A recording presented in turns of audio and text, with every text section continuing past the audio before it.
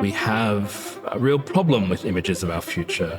The history of narratives of the future is a history of cautionary tales, of how wrong it could go.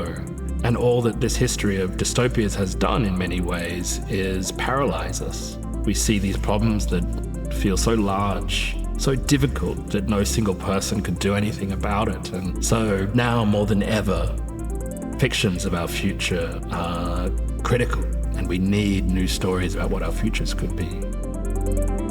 My name is Liam, and I am a director and artist. I build imaginary worlds. I tell stories about the global, the urban, the architectural implications of new technologies and ecologies.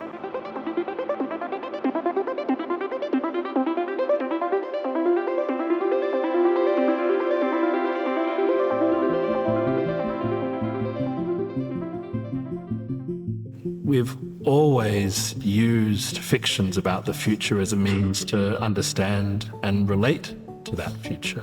Fiction is an extraordinary shared language. It's how our culture has always shared and disseminated ideas. And ever since we can sit up, we fall asleep in the pages of a novel, or we're put in front of the TV screen, or we spend our Friday nights in front of the flickering movies. And we see in these images of popular culture ideas about who we might want to be, who we were, who we could be, and they're immensely powerful mediums to start to shape ideas. Shows like The Jetsons imagine food in pill form, and aerial vehicles and robotic maids, and now the technologies we have, actually they outpace our imaginings of what we could do with them. So we need to use speculative mediums, we need to use fictions and future fictions as a way to test out the unintended or desired consequences of these systems. Across the history of science fiction, most often we see cautionary tales, we see dystopias. And that's for a lot of reasons. Like it's a lot easier to tell the traditional Western narrative of the hero's journey inside a world that doesn't work or that's broken, because that hero has something to fight against. There's inbuilt drama and conflict. So we treat the mediums of popular culture as vessels for these critical ideas about our futures, and we encode within them critical messages about who we might want to be. The images of our hopeful futures, they come out of a particular idea of 60s and 70s environmentalism that really emphasizes local actions, individual gestures. We can recycle, we can plant more trees, put trees on rooftops, community gardens, grow our own food, and so on. But maybe if we listened in the 60s and 70s, we had a chance. Maybe we could have implemented that scale of action in a meaningful way, but generations on, they're just no longer scalable against the scale of crisis that we've created for ourselves. Even though we know we're on the precipice of climate collapse, it's business as usual. Climate change is no longer a technological problem. It's now a cultural and a political problem. We're not in a crisis of technology, rather we're in a crisis of the imagination. And that's really where we're at right now. I think our generation desperately needs new images of hopeful futures. And part of the reason we do is because the images we currently have that we talk about as being hopeful or aspirational just are no longer fit for purpose.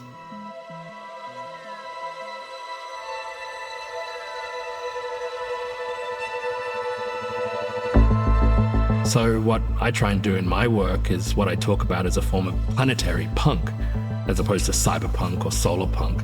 Planetary punk imagines futures that are hopeful and aspirational, but they operate at planetary scales and they deal with planetary relationships, networks, and connections. And they're challenging images because they don't look like what we're told our hopeful futures are supposed to look like. But they're necessary and they're very hard truths. We need to come to terms with the idea that in the future our food isn't going to be produced on a farm with a farmer getting up at sunrise, but instead it might be in neighborhood vertical farms grown under LED light.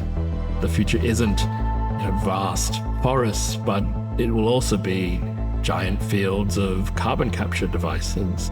We need to see that these infrastructures are a part of our future lives, not a part of some dystopian narrative. And that requires creating new images of a future and really realigning ourselves to what a hopeful future could be. So Planet City is one of our recent projects. It's a single city for the entire population of the Earth, for 10 billion people, where humans retreat into as a means to give back the Earth. And it's a real working model of a city that I developed with a whole city council of scientists, technologists, economists, political theorists, and so on, prototyping what this thing would look like. And I put it out into the world, not as a proposal, not as a solution, but rather to talk about it as a thought experiment, as a provocation. Another one of these planetary imaginaries that we've created is a work called The Great Endeavor. It's a visualization of what will become humanity's largest ever construction project, the design and building of a planetary network of carbon removal machines and carbon storage systems. And I talk about the project as our generation's moon landing, because in order to not go extinct, we need to remove the carbon that's already in the air at gigaton scales. And such a project really requires the building of a carbon removal infrastructure equivalent in scale to that of the current global fossil fuel industry. The Great Endeavor is an attempt to visualize just what that might look like, both the sheer scale and enormity of the task that's in front of us, but also the prospect that at some point in our near future, we're all going to come together as citizens of the Earth to do this thing. In many ways, the futures that we imagine are the futures that we often end up living in. If we can get a model like Planet City working at this most extraordinary scale of 10 billion people, then there's nothing stopping us reimagining the cities that we currently have today, a city like Dubai or Los Angeles or London. We can implement all of these systems if we really wanted to. The only thing stopping us is ourselves and our own political biases or cultural blind spots. It's imperative that we find language to talk about futures that isn't divisive, that allows the creation of some common ground, because there's just no time left to argue.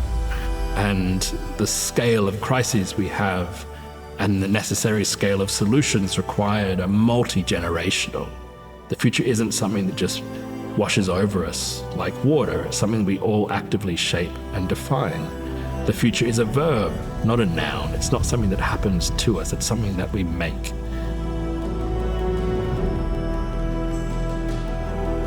I'm desperately hopeful about the future because, in a way, we have to be. All of the solutions that we need to dig us out of the holes that we've created for ourselves are already here. What it means is that we could wake up tomorrow and do everything we need to do. And that gives me hope that we are right on the cutting edge of the potential for change. And our generation is the one that's going to do it.